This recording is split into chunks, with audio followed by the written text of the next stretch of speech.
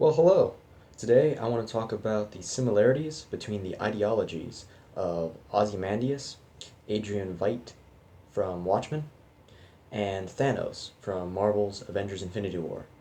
And the main question I want to ask is, would Adrian Veidt would he have approved of Thanos' plan in Infinity War? So, just as a warning, this video will contain spoilers for the end of the Watchmen story and the end of Marvel's Avengers Infinity War. So, if you haven't seen those, go ahead and check those out first. You've been warned.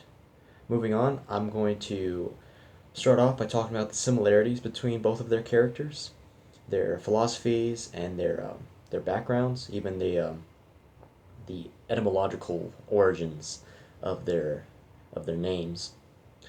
And we'll end the video with a question in the title. Would ultimately, based off of everything we've learned, would Ozymandias have approved of what Thanos did? So, moving on, let's get started. First off, their names. Ozymandias. The name Ozymandias comes from a poem, and that's the Greek transliteration of Ramesses II. And Ramesses II was the third pharaoh of the 19th dynasty in Egypt, and he was also known as Ramesses the Great, and he was considered a very influential and powerful pharaoh during Egypt's history. And that speaks to Adrian's character because in the story, he kind of had a god complex. He was extremely intelligent and in incredible physical shape. He thought of himself as a god. He even in the movie describes himself as the only person that he ever felt he could relate to was Alexander of Macedonia, which was also known as Alexander the Great. So we know that Ozymandias, we know that name is has origins in Greek and to a very influential ruler in history. And Thanos was also known as the Mad Titan, and he's called the Mad Titan because of he comes from Saturn's moon, Titan, and he was called Mad because when he first introduced his plan for wiping out half of Titan's population, they thought he was crazy. So the word Titan comes from Greek as well, and it refers to a race of gods. And now Titan refers to anything that's godlike. So both of them, even Thanos, his character, I'm sorry, by himself, Thanos' character almost had a god complex just like Adrian's. You know, when he finally collects all the Infinity Stones, he can bend reality to his will. And sorry about that. That was just a phone call, so disregard that for a second. Moving on. Thanos. So far, we know that Thanos has a god complex, and so does Adrian Veidt. And both of their titles, Mad Titan and Ozymandias, have origins, have Greek origins. And going into their ideologies, they both practice the philosophy of utilitarianism. And just like Spock said in, I believe it was The Wrath of Khan, Star Trek II, the need of the many outweigh the needs of the few. I might be misquoting that. But ultimately, utilitarianism states that actions are right if they are useful, or if they are useful for the benefit of the majority. And two philosophers that defined utilitarianism were John Stuart Mill and Jeremy Bentham in the 19th century. And that seems to be what Thanos and Ozymandias both practiced in their movies. In Watchmen, Ozymandias tried to avoid nuclear war between the United States and Russia by staging an attack on New York City. At the end of the book, he made it look like a giant alien squid appeared through a portal and died upon entering our dimension. And as a result, it created this psychic attack, and it was so large and massive that when it landed, it killed a lot of people, and that psychic attack killed a lot of people as well.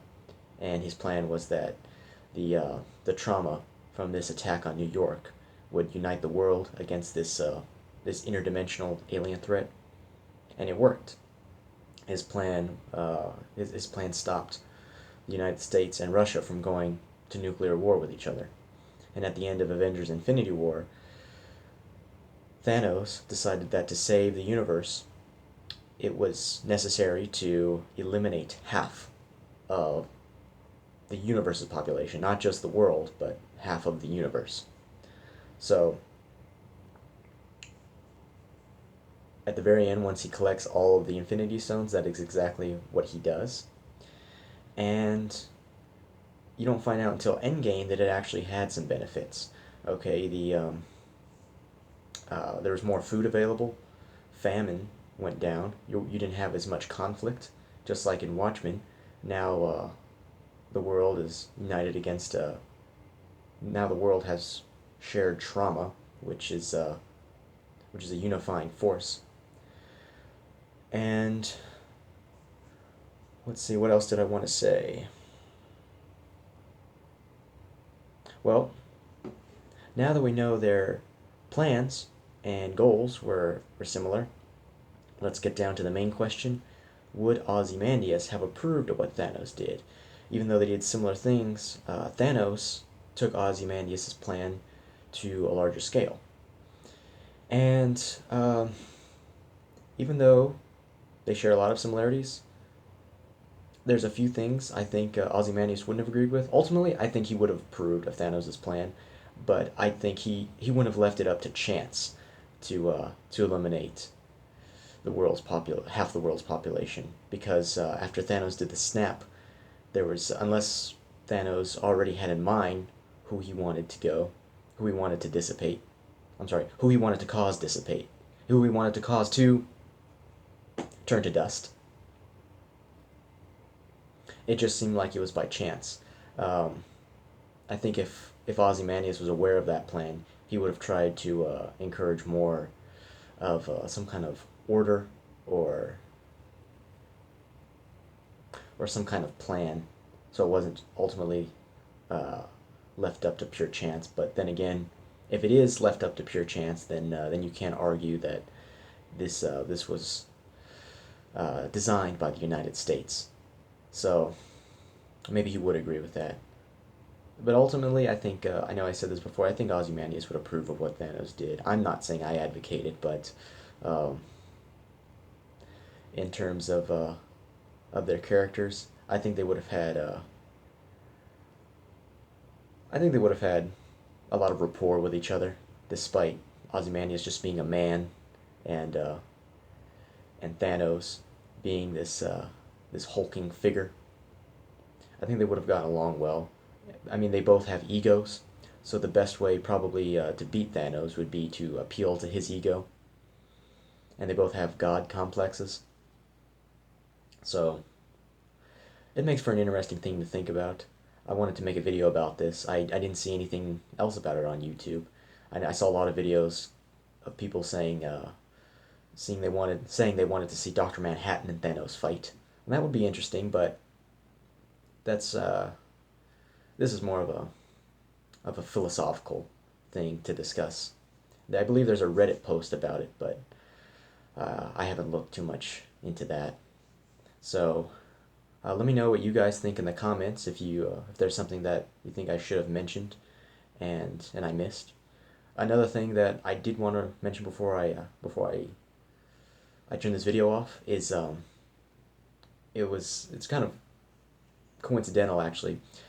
The current population of Earth is I think it's like 7.53 billion, and I think that was the statistic from 2017. So I believe that's it was 2018 when Avengers Infinity War came out. So for the purpose of this video, we'll say it was around 7.5 billion. Excuse me. And in 1986, when Watchmen was released, I believe it was 1986, the population of Earth was around it was a little bit more than 4 billion. So that's that's pretty close to half of our population right now. I know it's not exactly half, but it's pretty close, give or take a billion. And essentially, all Thanos really did, if you think about it, was he took the Earth's population back to what it was in the 1980s. I mean, if you go back to the 1970s, it would be exactly half probably, but all Thanos did was take the Earth's population back to what it was almost 30 years ago. So the way that the movies portray it out is to be this this grand scale, and it was very traumatic, but it's nothing that the Earth hadn't seen before. I guess you know there had never been an event where almost 3 billion people just disappeared out of nowhere. So that was an interesting fact. That was another coincidence that they had to each other. So all Thanos did was he brought the Earth's population back to what it was in Ozymandias' time. So that was one thing I thought about. That's food for thought. Um, if there's anything else that any suggestions for future videos that you'd like to see, please leave a comment and subscribe. I'd appreciate that. Until then, have a good day. Goodbye.